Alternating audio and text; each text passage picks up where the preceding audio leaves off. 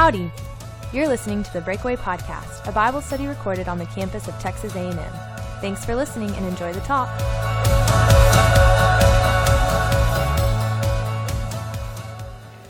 Tonight's scripture is Exodus 19, 1-9, and 20, 1-21. On the third new moon, after the people of Israel had gone out of the land of Egypt, on that day they came into the wilderness of Sinai. They set out from Rephidim and came into the wilderness of Sinai, and they encamped in the wilderness. There Israel encamped before the mountain, while Moses went up to God. The Lord called to him out of the mountain, saying, "Thus you shall say to the house of Jacob, and tell the people of Israel, you yourselves have seen what I did to the Egyptians, and how I bore you on eagle's wings and brought you to myself. Now, therefore, if you will indeed obey my voice and keep my covenant, you shall be my treasured possession among all peoples. For all the earth is mine, and you shall be to me a kingdom of priests and a holy nation. These are the words that you shall speak to the people of Israel." So Moses came and called the elders of the people, and set before them all these words that the Lord had commanded him. All the people answered together and said, "All that the Lord has spoken we will do." And Moses reported the words of the people to the Lord. And the Lord said to Moses, "Behold, I am coming to you in a thick cloud, that the people may hear when I speak with you, and may also believe you forever." Exodus 20, 1-21. And God spoke all these words, saying, "I am the Lord your God, who brought you out of the land of Egypt, out of the house of slavery. You shall have no other gods before me, and you shall not make for yourself a carved image, or any likeness of anything that is in heaven above, or that is in earth beneath, or that is in the water under the earth. You shall not bow down to them or serve them, for I, the Lord your God, am a jealous God, visiting the iniquity of the fathers on the children to the third and the fourth generation of those who hate me, but showing steadfast love to thousands of those who love me and keep my commandments. You shall not take the name of the Lord your God in vain, for the Lord will not hold him guiltless who takes his name in vain. Remember the Sabbath day to keep it holy. 6 days you shall labor and do all your work, but the seventh day is a Sabbath to the Lord your God. On it you shall not do any work, you or your son or your daughter, your male servant or your female servant, or your livestock, or the sojourner who is within your gates. For in 6 days the Lord made heaven and earth, the sea and all that is in them, and rested on the seventh day. Therefore the Lord blessed the Sabbath day and made it holy. Honor your father and your mother, that your days may be long in the land that the Lord your God is giving you. You shall not murder. You shall not commit adultery. You shall not steal. You shall not bear false witness against your neighbor. You shall not covet your neighbor's house. You shall not covet your neighbor's wife, or his male servant, or his female servant, or his ox, or his donkey, or anything that is your neighbor's. Now when all the people saw the thunder and the flashes of lightning and the sound of the trumpet and the mountain smoking, the people were afraid and trembled, and they stood afar off and said to Moses, "You speak to us, and we will listen. But do not let God speak to us, lest we die." Moses said to the people, "Do not fear, for God has come to test you, that the fear of him may be before you, that you may not sin." The people stood far off, while Moses drew near to the thick darkness where God was. When I was in junior high, every Friday in PE, we used to play dodgeball. And you know how it works. The coach would line us up on the walls. When he blew the whistle, we'd run out and throw balls at each other to knock each other out. And I remember it distinctly because it was the game, of all games we played as young people, it was the one where we offered the most resistance to the referees. And I don't know why. I mean, like during football, basketball, when you were called for a foul, you'd be like, "Oh, come on," and let it go. But there was something about dodgeball that when they called you and said, "You're out," there was just this, "No, it hit my, you don't understand my shirt." There was just so much pushback against the referees on that. I don't know why we were so instantly angry with these lawgivers. But that's the way it went. But I remember there was one particular day where the way it would work is he would let us play for a while, and then as we got to a point where there was a couple people there and none of us had the arm strength to hit the people across the line, he would blow his whistle and let us move closer to one another and move closer until the game was finally completed and we were knocked everybody out. But I remember there was one particular day where he blew the whistle to let us move in a line closer, blew the whistle to let us move in the line closer, and then that's about as far as you could get. You were almost just directly making contact with the ball, just touching their face with it. And so it was odd to us the day that he blew the whistle again, because we were like, there's nowhere else you can go. And I'll never forget, he looked up at us and said, no rules. And then he walked out of the gym. And we all stood there for a minute like, what? And then when the implications landed, the first kid just sort of ran up to some guy and just beamed him, right? And was like, you're out. But the guy's like, no, I'm not, because there's no rules. So he got it and beamed him back. And then what happened almost instantly was there was maybe half a dozen dodgeballs. Within seconds, there was about half a dozen dog piles of young junior high age boys, just piles of human bodies on top of these balls because everyone was trying to get to them. And so what happened was they all just piled up on each other and no one could get to the ball. And there were a couple of people that were like, guys, hold on, guys, let's all split. But everyone's like, why would I listen to you? You're nobody. And so a couple people tried to create some substitute law.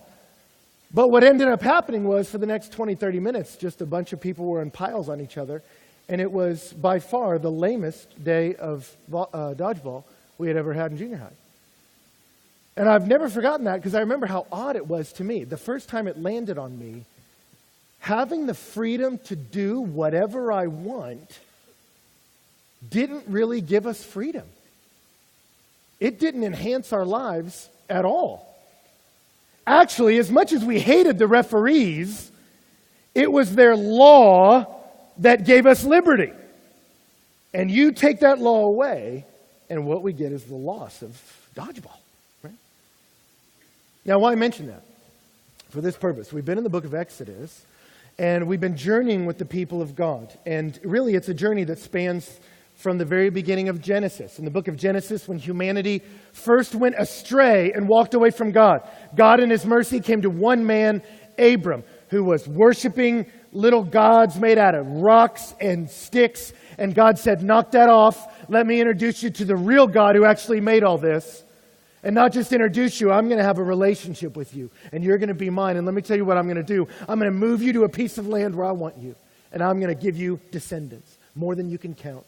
And I'm going to bless you, and I'm going to bless those kids. And through you, you're going to bless every family on the planet. And so Abraham moved where God wanted him to move. Abraham did have a son. His son had a son. That son had more sons. And they began to grow, flourish. Those sons moved down to Egypt, where they flourished for decades. And then they became a mighty nation of people.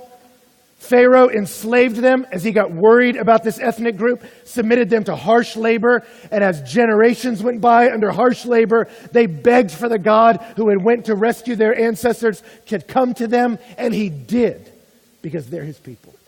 And you had the amazing Exodus, the leaving out of Egypt, where God rescued his people by his grace, saved them from their slavery, and set them free. And that's where we've been all semester. A God who liberates people in slavery and gives them life. And now we've got them walking out into the wilderness, but we walked out into the wilderness a week ago or so, and basically as they left, at this point, after generations upon generations of being slaves in Egypt, you got somewhere around maybe 2 million people that are just a mob. It's literally just a refugee mass of people wandering through the desert. And so they're going to arrive at a moment where God is going to lead them to his mountain, and he is going to give them law. And he's going to make it a dramatic moment. There's going to be lightning and thunder on this mountain. It's going to be this incredible ceremony, because whenever we want to show that something's important, we put ceremony around it. We don't do many ceremonies in America anymore, but we've got a few. When we hand off power from one president to another, there's all kind of pomp and circumstance ceremony. Why? It's to show this is really important. The main ceremony that many of us participate in is marriage. It's the one time you'll tell all your friends, get dressed up in a tuxedo, and they'll do it. And you make everybody wear clothes they never wear, stand ways they never do, and we all do it. Why? It's because we realize what's happening here in front of us is really important. This institution is valuable, not just to these people, but to our society. And so we do this moment to show ceremony, shows value to what's happening here. And so God starts this huge ceremony. It's like a wedding ceremony. It's like the writing of their Constitution. And God says in this moment in Exodus, I am taking you from a wandering little band of people, and I'm going to make you a nation, a functioning society. I'm going to give you law. That's where we are. Now, I say that, and we're in this moment. We're in the Ten Commandments. I don't know if you recognized them. We just read them, right? A lot of controversy around the Ten Commandments. A lot of people like to make fun of them. Atheists from Richard Dawkins to Christopher Hitchens to Bill Maher love to use them as a source of comedy to mock them. Comedians from Ricky Gervais to The Simpsons to Stephen Colbert like to make fun of them. They're being fought over in courthouses, right? They're being fought over in coffee shops. They're a popular argument now for people to come around and say to Christians, well, you want us to obey these certain laws you say in your Bible, people shouldn't do this or that because the Bible says, well, you don't follow all the Bible, and then they love to throw it open to this section of your Bible that's usually the clean section, right? Not as many notes in there. And they read out of Leviticus about eating shellfish, and they say, do you eat shellfish? It says don't eat shellfish. So you're cherry picking out of the Bible. Is your clothing woven from 2 fabrics? It says you can't do that. So you're not obeying the Bible. You just obeyed the pieces you like. Therefore, we don't have to obey all the Bible. You obey the pieces you like. I'll obey the pieces I like. Nobody really obeys the Bible, so let's throw it aside. Society doesn't need it, and that's the argument being promulgated in a lot of places in America today. How do you answer that? What do you say when someone says to you, what do I do with all those laws? What do you do with this massive section of your Old Testament, this big chunk of your Bible? And you say, well, it's the Bible, but it's just not as Bible-y as the New Testament. Like, what do you say to them?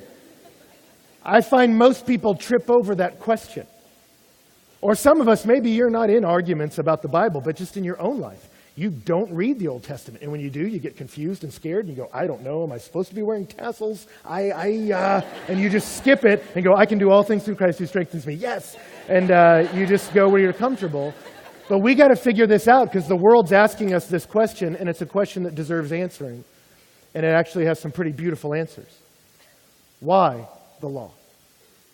Why the Ten Commandments? What is their purpose? That's where we're going tonight. And to answer that, I'm going to give you 5 reasons why the law exists, 5 purposes for the law. And just to let you know, 2 of those answers are going to come from the Old Testament point of view. Because the reality is the 10 commandments in this chapter, Exodus chapter 20, and the subsequent law that unpacks it in Exodus, Leviticus, Numbers, and Deuteronomy, all these books, they were written to a particular people at a particular time for a particular reason, and we got to get that straight. And there's 2 reasons for that. But then it does have bearing on us today. We got to figure out how are we supposed to relate to this thing and all these sections, and there's 3 answers there. So that's where we're going. Why the law? What was its purpose? What is its purpose now? From an Old Testament perspective, why did he give it to them? The passage we read in Exodus 19, God tells them right away 2 reasons why he gave it to them. The first one he says to them in Exodus 19, starting in verse 4, he says, you yourselves have seen what I did to the Egyptians, how I bore you on eagle's wings and brought you to myself. Now therefore, if indeed you obey my voice and keep my covenant, you shall be my treasured possession among all the peoples. He says, the whole earth is mine, but I'm picking you to be my treasure. He told this people, I am going to do something special with you that I'm not doing anything with anyone else. This is going to be something unique, and it's going to be valuable and beautiful. Why did he give the law to the people of Israel at this moment? It was for their good. It was for their good, so that he could bless the Jew. Deuteronomy chapter 6 says it this way in 6:3. It says, O Israel, you should listen and be careful to do this, that it may be well with you and that you may multiply greatly. He says, I'm going to give you some standards that if you live by them, it will help you flourish. This is for your good, so I can bless you. Why the law? To bless the Old Testament people of God. How did it bless them? I'll give you 3 quick ways. Number 1, it synced them up with reality. That's what you get in those first couple commandments when he tells them, I'm the Lord your God who brought you out of Egypt. Have no other gods before me. Don't make a god, a carved image in the likeness of things on heaven and earth or in the water, and bow down and serve those. He syncs them up to reality. I'm the God who saved you. Don't worship these other gods that actually aren't even gods. Don't make gods out of wood and then bow down and worship those, because they're not real. And so he says, I'm going to let you know the God who actually is. I'm going to help you connect with how things actually are. It was good for them. Why? Because it helped them sync up with reality. But not just sync up with reality, they got to swear fidelity to this God. It's not just that they had an awareness that there's a God up there, that a deity exists. He says that you're going to know there's only one true God, it's me, and you're going to know me. He says, for I, the Lord your God, am a jealous God for you. He says, it's going to be fidelity like a marriage, and I'm jealous for you. I listened to a speech recently where an atheist mentioned that as he was mocking this section of the Bible. He said, the jealous God. And everyone went, ah, ha, ha, ha, ha, and just laughed at the silliness of God being so petty. And what was so sad for me in my heart as I watched that is they totally misunderstand what that even means.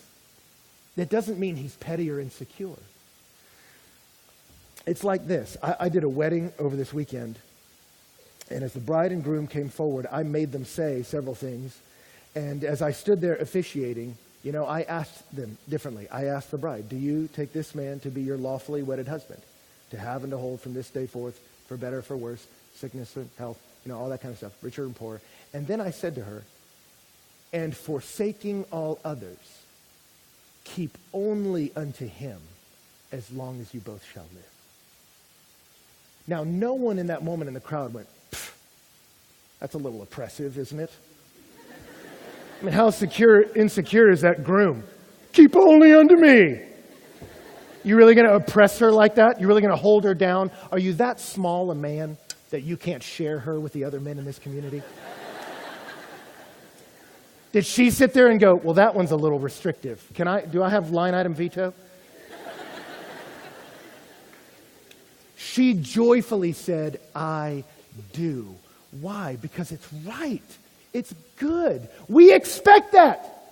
People make fun of God for wanting fidelity with his people. You don't want less than that. You wouldn't accept less than that. If a man said, yeah, I'll keep only unto you, except, and then make a list, you would say, yeah, you keep that, son. It's either fidelity or it's nothing, right? We want someone to swear only to us. So God isn't being petty. He's being good.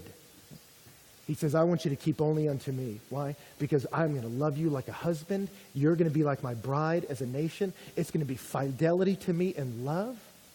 And structurally and organizationally, it makes sense because I'm the only God out there. You jump in with some of these fake gods in the rest of the community, you know where they always end? Sexual perversion and violence.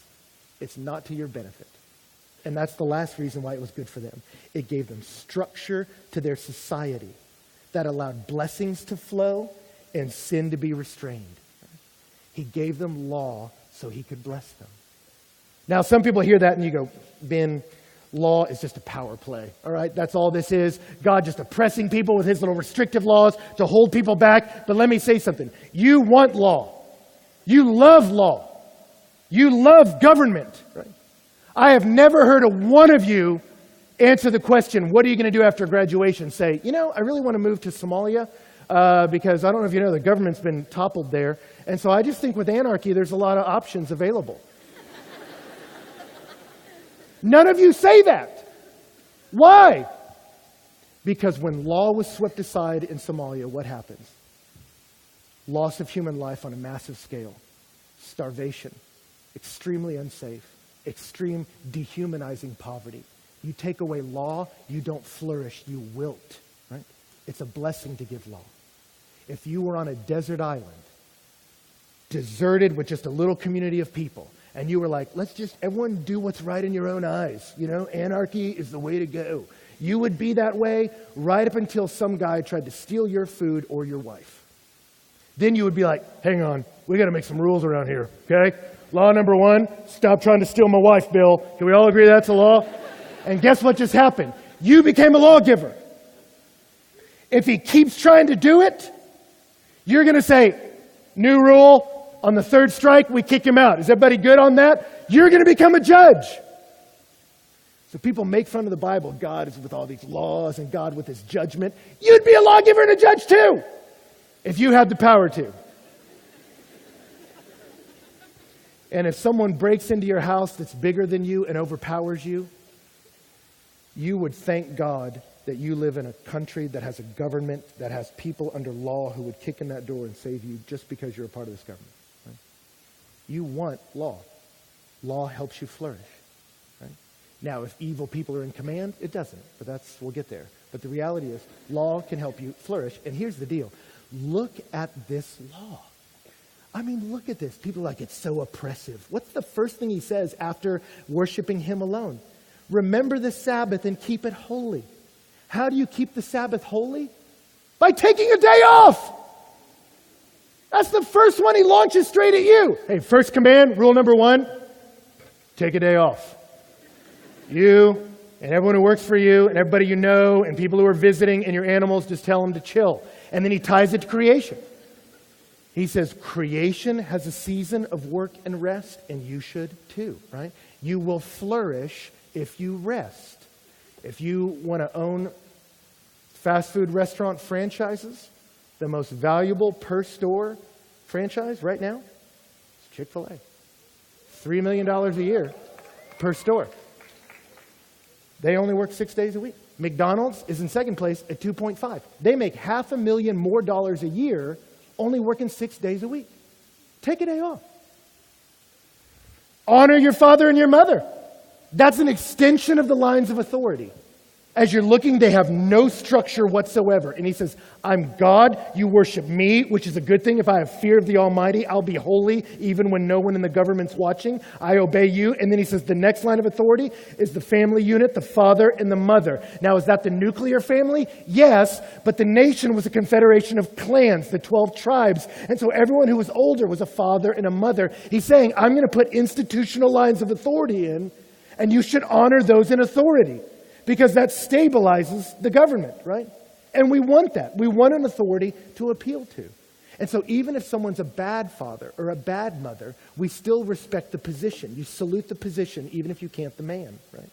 Because we need this kind of stability. And he gives you a promise that your days may be long in the land and that your Lord, your God, is giving you. He says, honor your father and your mother. How do I do that? Everyone asks that question. It's a big rubric. He gets into specifics later. Honor your father and mother. And he gives a promise that it may go well with you, that you'll live long in the land. That's not a threat, like if you're mean to your mom, lightning's going to strike you. That's not what it means. He's talking to the nation. And says, as you honor these two positions of father and mother and their role of being a stabilizing force in the community, the nation will flourish in the land. And it's true. You break down the family unit, 85% of the young people in prison in the United States today are in fatherless homes. 85%. And you look at every statistic, suicide, depression, crime, difficulty in school, dropout rates, massively high percentages, above 60, 70, 80% will be people from fatherless homes. Now that doesn't mean if your dad's not around, you're doomed to failure. It doesn't. You can have an awesome life by the grace of God. You can. But what I'm saying is you don't look at those statistics and go, isn't that a weird coincidence? No, you look and say there's something about these positions that should be honored and held in reverence by children, and by the parent should take it seriously if I'm going to take up this role because it stabilizes a nation, right? And look at the rest of them. Don't murder people. Don't commit adultery. Don't try to sleep with other people's wives. Don't steal things from people. Don't lie about stuff. Don't covet your neighbor's house, wife, donkey, pretty much anything the guy owns. Coveting's an internal one. What does it mean? It's the springboard into sin. If I want what you have so bad, I will do something harmful against you to get it. And so he says, don't even let it get there. And so we could roll through all these, but let me just tell you, looking at them, through the subsequent chapters, and we won't cover them all. They spend almost a year at Mount Sinai, and there's 59 chapters of law. We're not going to cover them all tonight. But as you work through how these general rubrics play out, the general principles over them is love God and love people. Don't lie to people. Don't hurt people. Don't steal from people. And as he works out the specifics of it, they're amazing. It's a community, if you were living back then, you would want to live in. Other communities, if you were a young girl, roll of the dice whether you'll be sexually abused. Not looking good for you. If you were a young man, that was a possibility. So much violence against kids, so much harm in other communities. No value for you as a human being unless you had power to dominate others. And yet you have a place where it says, hey, if his donkey gets out and you see it, help him get it back in. That's one of the laws. Even if you don't like him, because that would just be the cool thing to do. Hey, 3 times a year as a neighborhood, have a party. All get together, kill some animals, roast them up, and have a party together. If you have a great field full of crops and he doesn't and is starving, give him some and don't charge him interest for keeping him alive. Just be cool to each other. If you were creating a society, the ideal society, you would create this. It's unbelievable. If you were living back then, you'd want to live here. If you were living now, you'd want to live here. It was for their good. But not just for their good, there was another purpose. For God's glory. He said, you'll be my treasured possession and you'll be a kingdom of priests. Because when God blesses, that blessing is never for you alone. It's meant to spill out onto others. What are priests? Priests are those who have one hand on God and one hand on the people. They connect the people to God. And he says, as you obey me, I'm going to bless you like crazy. And you will be a connection point for the nations. You will be this bright, shining nation, calling all the other nations to know their God. Deuteronomy 4, he says, when they get a look at you, they'll say, surely this is a great nation that's wise and understanding. What great nation is there that has a God so near to it as the Lord their God whenever they call on him? And what great nation is there that has statutes and judgments as righteous as this whole law which is being set before us today? It says, when you obey this, the nations are going to freak out and say, they got something going on. And the closest they ever get to obeying it in 1 Kings, guess what happens in 1 Kings 10? The nations come, the Queen of Sheba shows up, and she says, people told me this place was awesome, and I didn't believe it. And she said, now that I've been here, I hadn't even heard the half of it. This is the most incredible place I've ever seen. Praise be to your God. And that was the way it was supposed to be. Right? That is, they see the blessing of God on these people. They're letting the nations know, and that God welcomes anybody. He rescues slaves out of his free grace and calls them to himself. This is our God. For their good, for his glory. Well, you go, well, Ben, if it's that great, why aren't we doing it? Let's put some tassels on and roll out. Well, why was it given to us? I'll go quick. It was given to instruct us. Romans 15:4 says, whatever was written in earlier times was written for our instruction, so that through perseverance and encouragement of the scriptures, we might have hope. We are meant to read the Old Testament because as we see the way they lived, as we see some of these principles, we learn about God, we see good examples, we can learn. And yet the reality is, it was written to instruct us. And you know what it teaches us? Far and away, it's that there's something desperately wrong with us. And that's the next reason for the law. The next reason we were given the law is to reveal sin. To reveal sin. Romans 3:20 says it this way. Therefore, no one will be declared righteous in God's sight by observing the law. Rather, through the law, we become conscious of sin. He said, something happened. God put his holiness on display and said, live this. And you know what?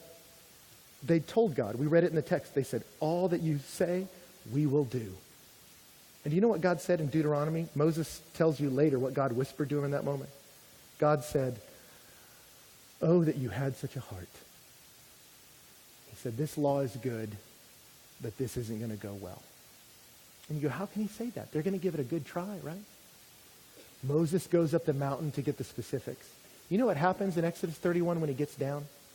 He leaves these folks for a couple months, and when Moses comes down, they're worshiping a golden cow, calling it Yahweh, and having a big orgy and oppressing these women. You go, wow. You left them without law for a moment, complete devolution. And if you go, those silly people, look at Walmart on Black Friday. You cut a little bit of law loose, and what do? We go crazy. And you see these people can't keep the law while they're sitting there at the base of the mountain. They can't keep it. And you see what's fascinating is God gives the book of Exodus, right? And what's the very next book you get? You get Leviticus. Well, it's the pots and pans division of the Bible, right? Where all your read through the Bible journeys go to die, right? Leviticus. What does Leviticus teach you? Let me tell you. The Levites were the priests. What did the priests do? They ran the ceremonial functions of the law, where you would kill an animal on the altar to say, I have sinned, I have violated God's law, and someone innocent has to die for me to shed blood because of my sin so I can be right with God, because what I've done is abhorrent and unacceptable, and so blood has to be shed. And so God gives the law in Exodus. And then what's the very next book? Leviticus, of how someone has to shed their blood because of your violation of the law. So was the law ever designed to make us righteous? Are we supposed to do all the things God says to do in order to be loved by God? Did God ever think we could fulfill it? No! Because as soon as He gave it, He gave us this metaphor of sacrifice to do as soon as we violate it. So as soon as He gave them the law, He says, here's the law, and when you violate it, which you're going to do a lot, here's what I want you to do. He had no expectation we would be able to follow it. And you see through the wrecks of Exodus and Leviticus and Numbers, they're rebellious against God, rebellion against Moses. God brings them to the end of the promised land. They see some of the people in there, freak out. They try to kill Moses, go nuts. God says, okay, you know what? I'm going to let this generation just live out their natural life in the wilderness. I'll wait till their kids grow up, and I'll bring their kids in. And so you get Deuteronomy, the duet, nomos, the second giving of the law, this new young generation. He says, now it's your turn. Here's the law. You go walk into the land. You get this whole new one. They march in through the book of Joshua, conquest of the land, promises of God fulfilled. Here we are living in the land of God to be the light shining beacon of God's hope to the nations. And what do? You get the book of Judges. You ever tried to do a quiet time in the book of Judges? I remember reading it in college once and just reading about them carving up a prostitute and mailing her body parts to each other. And I thought, what am I supposed to get out of that? And I wrote in my journal, that is horrible. And you know what? That was the point. That you get judges and the kings, and over again, the people who have the laws of God on paper, not only don't follow them, they go the opposite direction and do everything it says not to do. And they sacrifice their children for success, money, to the gods of the day. They're violent against each other. They lie to each other. They hurt each other. They abuse women. Perverted sex and violence. It's a total freaking mess, just like us. What does the law do? It reveals sin. It shows it right in your face. Paul said it in Romans chapter 7. He says, for while we were in the flesh, the sinful passions were aroused by the law. What shall we say then? Is the law sin? May it never be. On the contrary, I would not have come to know what sin was except through the law. For I would not have known about coveting if the law said you shall not covet. But sin, taking the opportunity through the commandment, produced in me coveting of every kind. And so he says, is the law the problem? Some people say that. Well, God in the Old Testament was so judgmental. The law in the Old Testament was so restrictive. No, the problem in the Old Testament is not God. And the problem in the Old Testament is not the law. The problem in the Old Testament is you and me and us. And Paul says the law is holy and righteous and good. He says, but as soon as you give me the law, it says, do not covet. And he says, what's the first thing my heart does? My heart hears that and goes, well, maybe I want to. Maybe I'll do a little coveting right now. He says, we're so rebellious. You see it in little kids. Watch. Hey, don't touch that, honey. You're going to burn yourself. You go, why would you do that? Why would you? There's no malice in my telling you not to do that. That was purely out of my love for you. You're just going to do it anyway? We all do that. We all do it. Why? Because there's something wrong with us. So people say, well, you're just supposed to follow the rules of the Bible in order to get into God's good graces. The Bible never said that to you. You can't. It said it gave you the law, and you know what the law does to you? It shows you what a mess you are. It's like talking to an addict that says, I can quit whenever I want. Okay, try it. People say, well, I can be holy. I can be a good person. Okay, try it. Try really being a good person, and you'll find out you can't. You can't. Oh, that you had such a heart. What is the law? It's an X-ray. I remember when I was in high school, I broke my femur. I think I've told that story here before. Largest bone in your body. Broke it in a football game. And I wasn't quite sure what happened. I thought I got the worst dead leg I'd ever received in my life. And then when the pain persisted over hours, I thought something else might be wrong. But I didn't really know what it was. And so they strapped me into this gurney, and they put me in the ambulance, and they rolled me to this hospital, and they put me on the table to do an x-ray. And as I waited for the results, I'll never forget this, the day the doctor came in, and he took the little x-ray and shoved it up onto that little light board and turned the board on. And he's like, okay, son, let me show you something here. He said, you see that line right there? Yeah. He's like, that's your femur. You see that line over there? Yeah. He's like, yeah, that's the rest of your femur. He's like, those are supposed to be like touching. Those are supposed to be together. And so that's snapped clean in half. That's not good.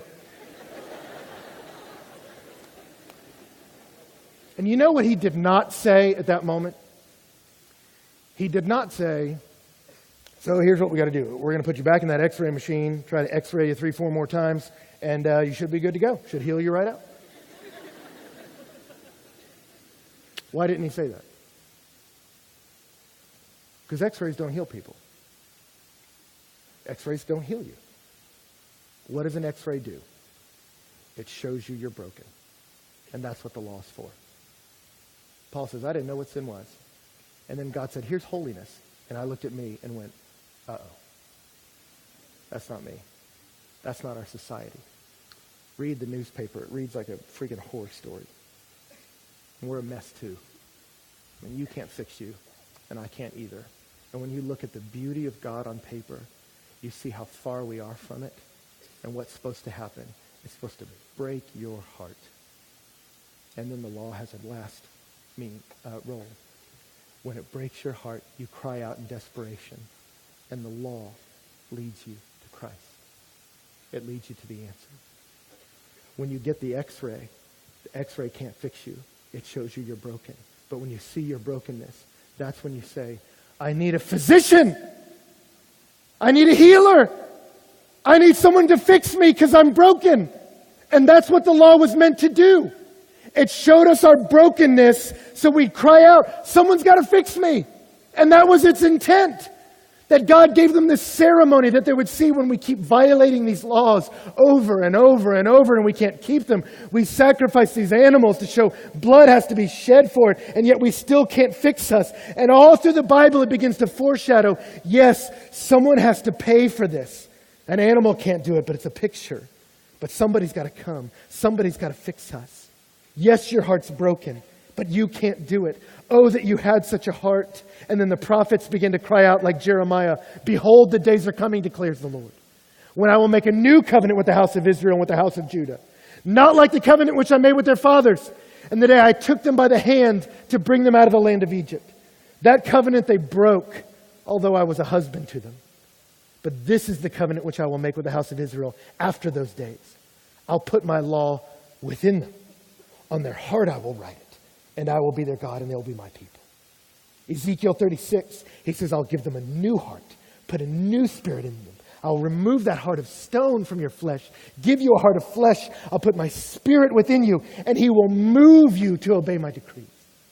The problem's not the law on paper. The problem's you, this broken heart. And so God says, I am sending the Spirit of God to land in your heart and fix you. And then John the Baptist comes up and starts baptizing people. And they say, are you the physician we've been waiting for? And he says, no, I'm just dunking you in water. He said, the guy after me is going to baptize you in the Spirit. He's going to bring what your soul needs. He's going to heal the inside of you so that you can be moved to obey the laws of God. And when Jesus showed up, he said, that's him, the Lamb of God who will take away your sin. Jesus' first sermon, he turns to Isaiah and reads, the Spirit of the Lord is upon me. I'm the one with the Spirit. And he's appointed me to bind up the broken and preach good news to the poor. And he says, this is happening right now. He sat with a group of men who had the law memorized in John chapter 5, and he told them, you search the scriptures because in them you think that you have life, but these testify about me. He said, what's this law for? It's for me. And in Luke chapter 24, he said, beginning with Moses and all the prophets, he explained to them the things concerning himself in all the scriptures. He said, what's the Old Testament about? It's to show you the holiness of God, how far you are from it, that someone has to sacrifice to save you, to bring the Spirit of God into your heart, to change your heart. And Jesus says, that's me. That's me. And so the book of Romans says no one will be declared righteous in his sight by observing the law. Through the law we become conscious of sin. But now a righteousness from God apart from the law has been made known, to which the law and the prophets testify. The righteousness from God comes through faith in Jesus Christ to all who believe. Romans 8 says what the law could not do, weak as it was through the flesh, God did, sending his own Son in the likeness of our sinful flesh as an offering for sin. The blood of bulls and goats can't pay for our sin. Jesus said, I'll do that. I'm the sacrifice you've been waiting for. And he condemned sin in the flesh so that the requirements of the law might be fulfilled in us who don't walk according to the flesh, but walk according to the Spirit. He said, I've come to set you free. So what was the law for? Galatians says the law was a tutor to lead you to Christ, a guardian, a pedagogue. Back then, a pedagogue was an old man that you would give to a little child. And that old man would lead the child around. You're supposed to go here. You're supposed to go here now.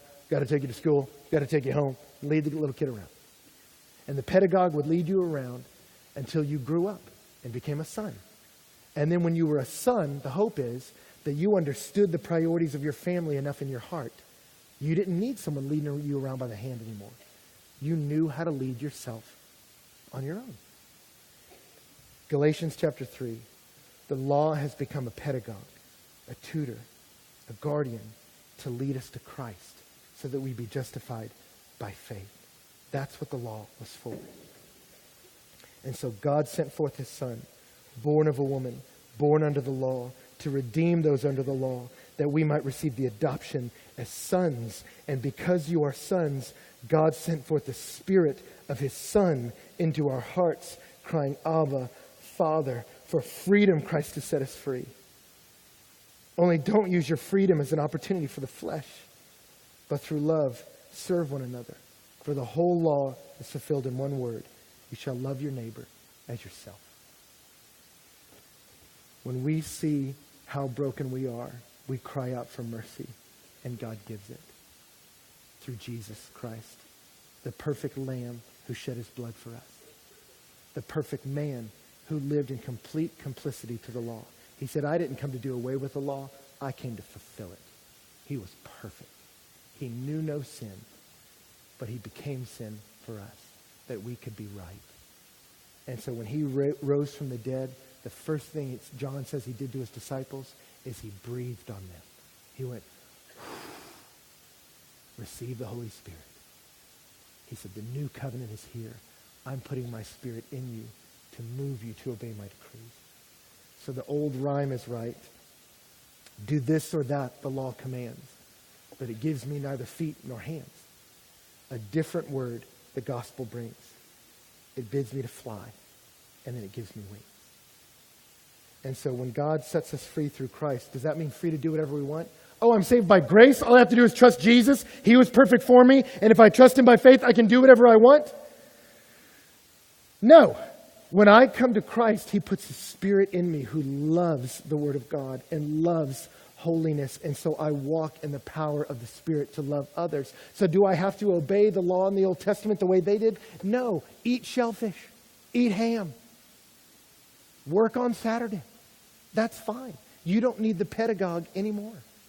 But you have the Spirit of God in you, moving you to obey the decrees of God. And so if you're saying, oh good, all I have to do is accept Jesus my Savior and then I can sin all I want, I don't know that you really know him. Because salvation is when God, through Jesus, puts his Spirit in you, the very law in you, to move your heart that you say, I want to do what he commands me to do. And he empowers me to do that very thing. And so he calls me to love and gives me love. He calls me to be peaceful and gives me peace. He calls me to break away from sin. And some of you are so bound up in it and you're wondering if it's even possible to break out of some of the addictions in your heart. Not on your own. And you can come up with your list of rules and you'll never break it. But the Spirit of God in you breaks chains of addiction, breaks chains of lust and pride and fear. He puts his Spirit in us to move us to obey his decrees. And in that there's life. And that there's life. And that's what he's come to do. So do I read the words of God? Yes. But I read them because they're fuel for the Spirit of truth in me that loves this Jesus who set me free. So where would I close with you? I would say this. Come to Jesus. The whole Bible points to him. Christianity is not a list of rules. It is a teacher that's meant to lead you to the physician, the only one who can heal you. And for those of you who know him, you are called to be a kingdom of priests. He blesses us, but never for us alone. And so when we come to know him, he heals and forgives. Now your job as you step out into the world is to be a source of healing and a source of love to the world. That's you! That you're someone who steps out and says, I'm just a nobody telling everybody about somebody who will save anybody. And that's who you're meant to be. You're meant to be a source of life because he's put his life in you. That's the glory of God. I have the Spirit in me, moving me to change the world. Let me pray for us.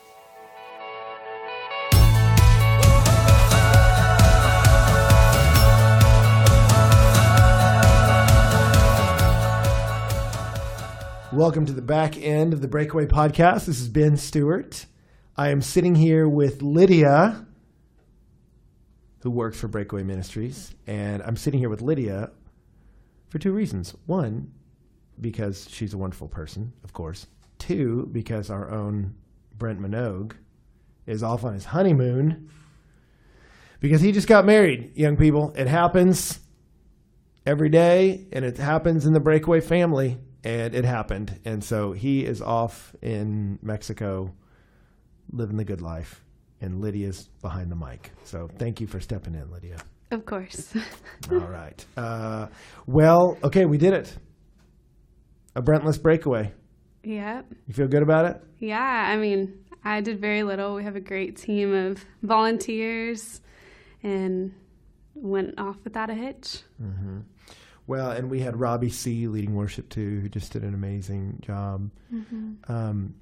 For those of you who don't know this, I can't remember if I mentioned it before, Robbie just had an album come out where he's singing the Psalms and literally just put the Psalms to music. And so it's a great way to memorize passages of Scripture, and it's free on his website, robbiecband.com.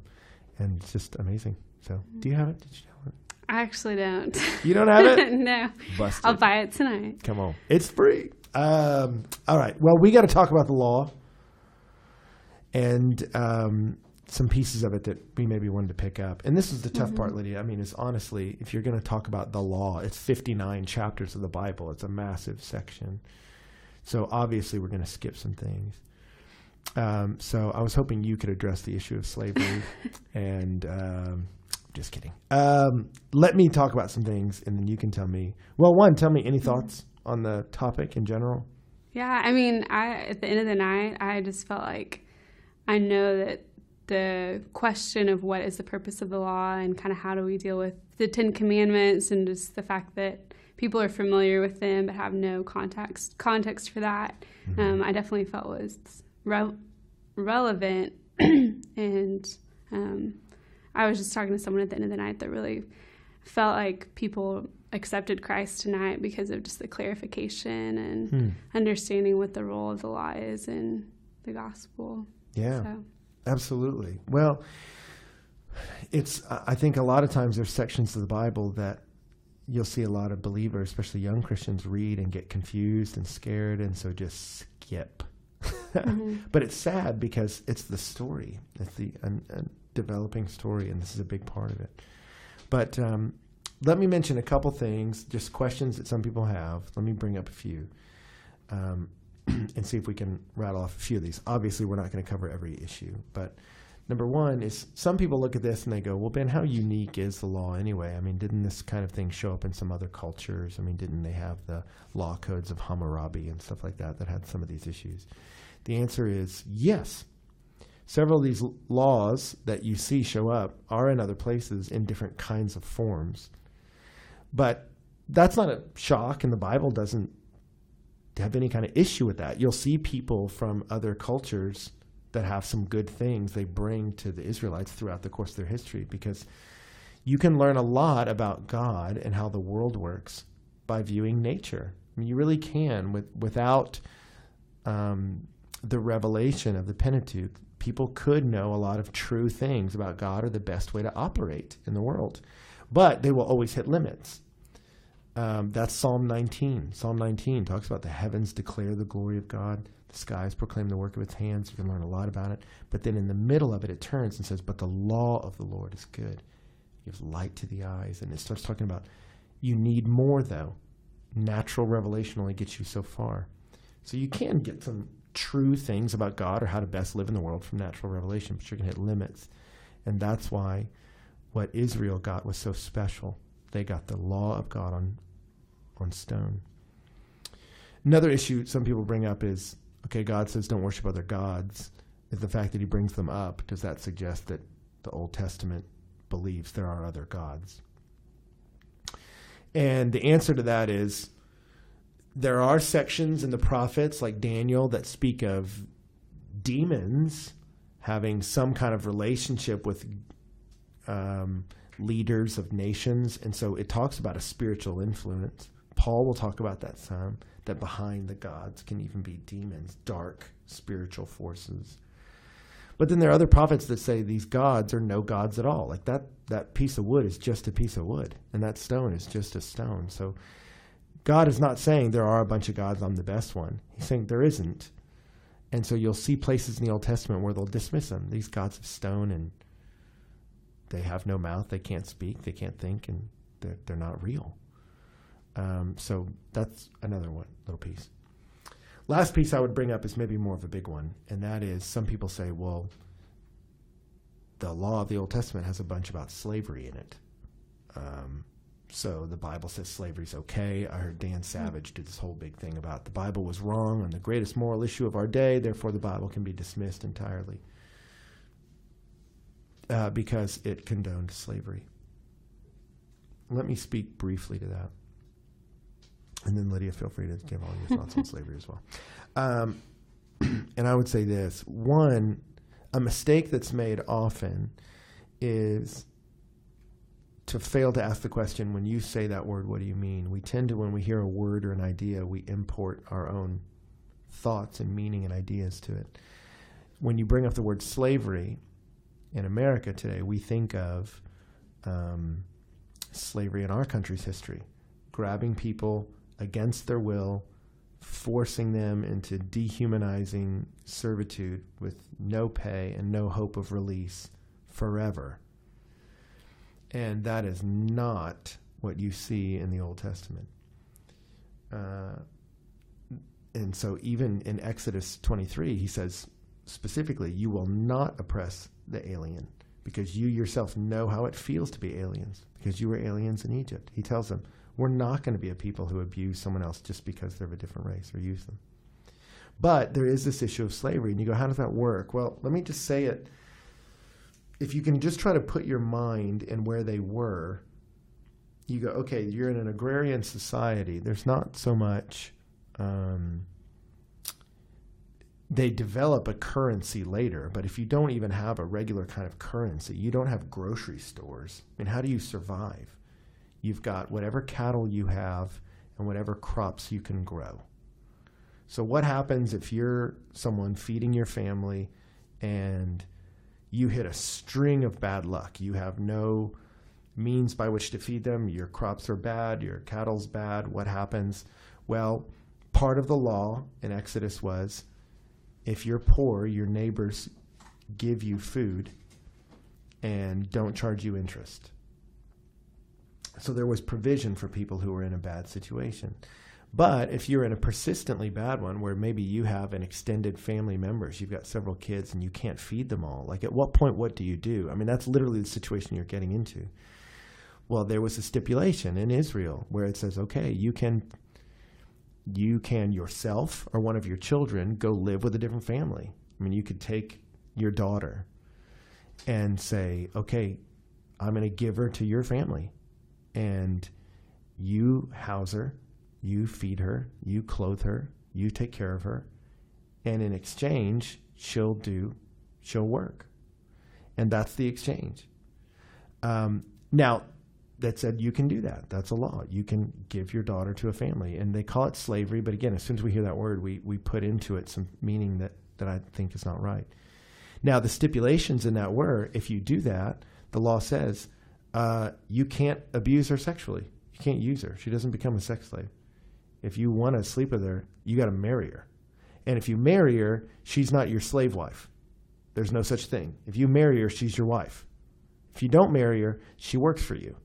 And then in 7 years, that's kind of the contracts you would make. Okay, well, we sign up for 7 years. I work for you. You essentially pay me in food, clothing, shelter, those sorts of things.